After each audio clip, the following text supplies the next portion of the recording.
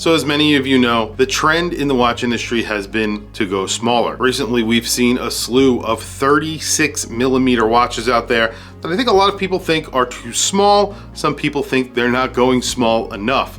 Today, we have some news from Seiko and the announcement of 5 new field watches, all in 36mm. Let's flip the camera and take a look at the new Seiko 5 Sports 36mm field watches.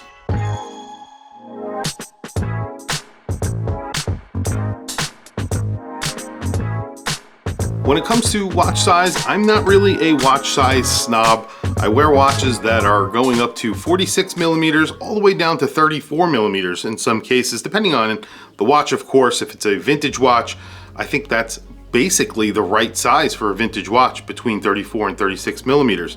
Now, there are a lot of brands that are coming out with 36mm watches today. So these are current watches in that 36mm size. And today, Seiko have announced a few new field watches in that size. In fact, we're getting 5 variants.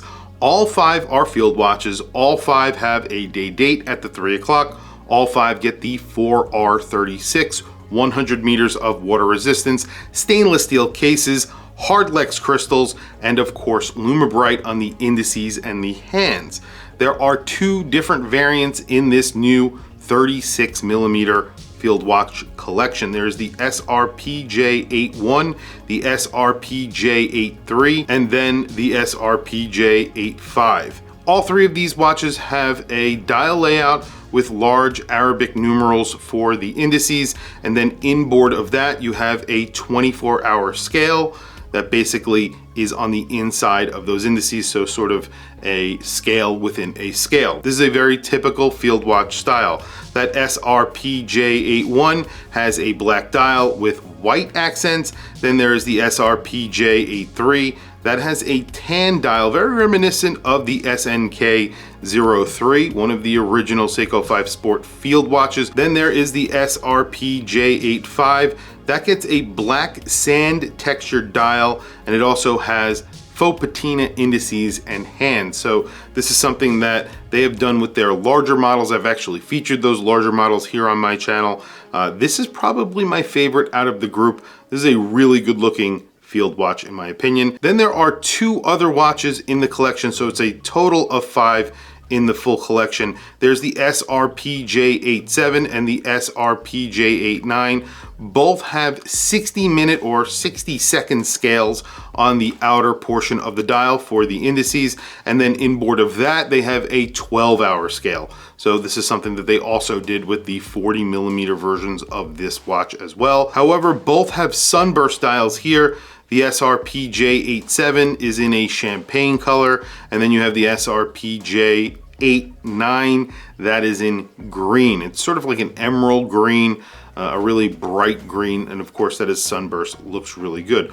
All 5 of these cost around $280. So I think only one of them comes on a bracelet. I believe that is the SRPJ85. I might be wrong about that. I'll put a comment down in the description if I am.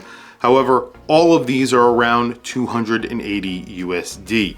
Really not a bad price. You are still getting hardlex on these watches, and that's where I get a little bit concerned, because there are watches out there around that 300 price point where you can get a sapphire crystal. So that is something to be mentioned. The 4R36 does hack and hand wind, so this is a pretty good movement. It's a workhorse movement, and you get to see it from the back. And of course, the 4R movements are very good looking anyway, so you really don't want to look at them. When you're comparing this to something like a Hamilton khaki field that is used, it comes into a little bit of a better focus. But then again, when these are on the secondary market used, these will actually be a very good price. I've actually picked up the 40mm version for around $150, so that is a very good price for this watch.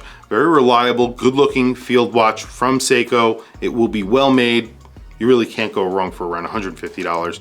And I think that's what these will end up at. You'll be able to get these on places like Amazon new for $150. Tell me what you guys think down in the comments below. I'll be getting one of these hands-on for review very shortly, so definitely subscribe to the channel if you have not. Anyway guys, don't forget to like, subscribe, hit that bell icon. It is super helpful for the channel, and I very much appreciate it. Please follow me on Instagram. My Instagram is WatchChrisBlog, all one word. I have some links in the description. Those links are to Amazon. If you click those links and buy anything, it helps support the channel. It doesn't cost you anything extra.